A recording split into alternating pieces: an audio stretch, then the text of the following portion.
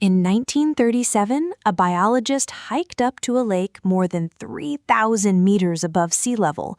No rivers in, no rivers out, nothing connecting it to anywhere else, and found it full of fish, which raises an obvious question. How did they get up there? Hi, I'm Mara, and this is Microplanet. You'd think a landlocked lake at the top of a mountain would be the one place fish could never reach on their own.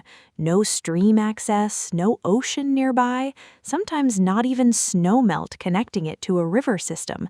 And yet, thousands of high-altitude lakes around the world are stocked with fish that nobody put there, or so it seems. So let's figure out how fish actually pull this off. There are three main ways fish end up in places they apparently shouldn't be, and the first is humans.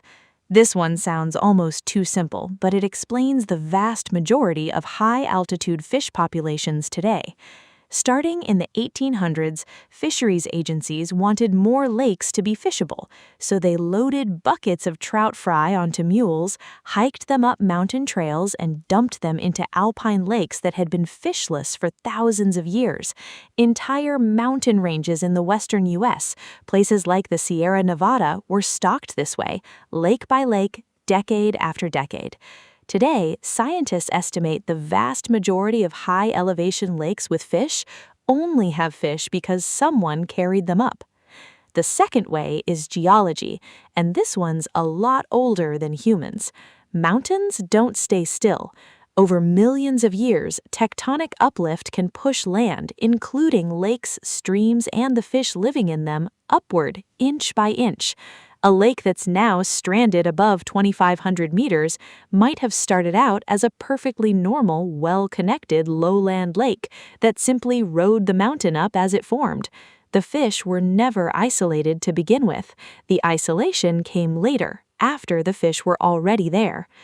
Glaciers tell a similar story. During past ice ages, glacial meltwater carved temporary channels between lakes that don't connect to anything today. Fish swam through those channels while they existed, and when the ice retreated and the connections dried up, the fish were simply sealed in place, stranded by a connection that no longer exists. The third way is the one that sounds the most like a magic trick: eggs that travel without water at all. Fish eggs are tougher than you'd expect. Some species lay eggs that can survive being dried out for short periods, especially if they're coated in sticky mucus that helps them cling to feathers, fur, or mud. Waterfowl that wade through one lake's shallows can pick up fish eggs on their legs or feathers, fly to a completely different lake, and inadvertently drop a founding population into a body of water that's never had fish before. It's not common, and it doesn't work for every species, but biologists have found genetic evidence of exactly this kind of long-distance, accidental hitchhiking between lakes with no other connection. So which explanation applies to any specific lake? Usually you can tell by looking at the species. If a remote lake is full of rainbow trout, a fish that's wildly popular for stocking but historically only native to a narrow range of rivers, that's almost always a human fingerprint. If the lake instead holds a fish species that's only found in that one mountain range and nowhere else, that's a much stronger sign of an ancient geological connection, something that's been isolated and evolving on its own for thousands of years.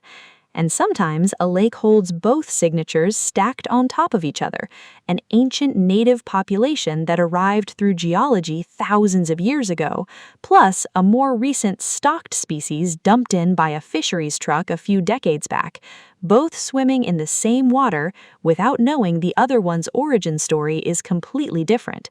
Which brings us back to that lake from 1937. It turned out to hold a native trout species found nowhere else on the continent, meaning those fish weren't dropped in by hikers with buckets at all. They'd been there before the mountain finished rising around them, quietly isolated for thousands of years, waiting for someone to finally ask how they got there.